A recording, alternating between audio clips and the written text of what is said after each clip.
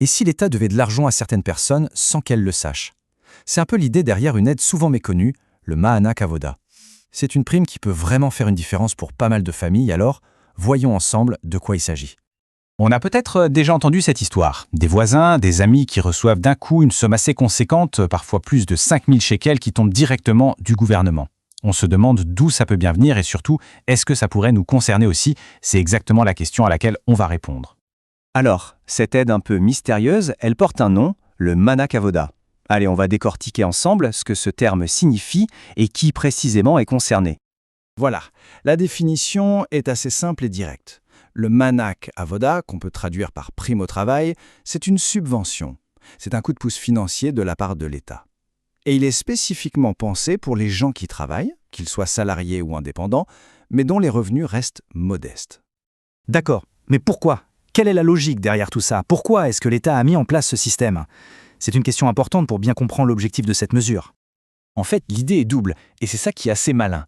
D'un côté, le but est d'augmenter le pouvoir d'achat des familles pour les aider à gérer le coût de la vie.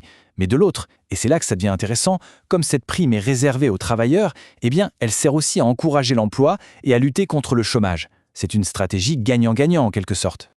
Bon, passons maintenant à la partie la plus pratique. Qui peut concrètement demander et recevoir cette subvention? Attention, les conditions sont très précises. Alors voyons ça point par point, comme une petite checklist. Il y a 5 conditions clés. La première, c'est l'âge. Il faut avoir plus de 23 ans et au moins un enfant. Ensuite, évidemment, il faut avoir un emploi, que ce soit comme salarié ou indépendant. Le point crucial, ce sont les revenus. Ils doivent se situer dans une fourchette bien précise, on va y revenir juste après. Et enfin, une condition sur le patrimoine. Il ne faut pas posséder plus de la moitié d'un autre bien immobilier en dehors de sa résidence principale. Le critère des revenus, c'est sans doute le plus technique, alors on va s'arrêter un petit instant dessus. Parce qu'il y a un plancher à atteindre et un plafond à ne pas dépasser, et tout ça, ça varie selon la situation familiale. Voilà le premier chiffre à bien avoir en tête. 2080 shekels. Mais qu'est-ce qu'il représente exactement? Eh bien, c'est tout simplement le revenu mensuel moyen minimum qu'il faut gagner. Si les revenus sont en dessous de ce montant, l'aide n'est pas accessible. C'est vraiment la porte d'entrée pour pouvoir prétendre à cette aide.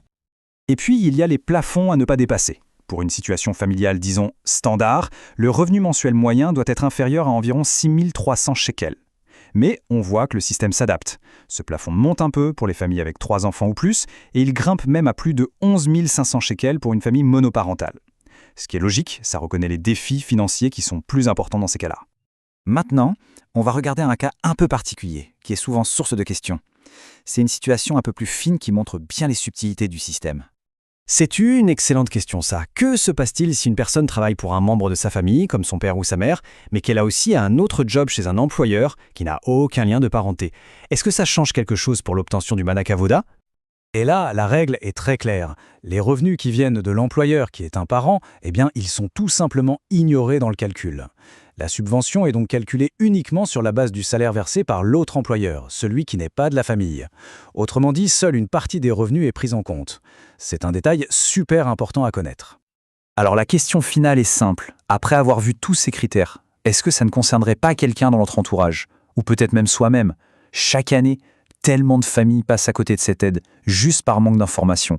Ça vaut vraiment le coup de se renseigner pour ne pas laisser ces milliers de shekels potentiels sur la table.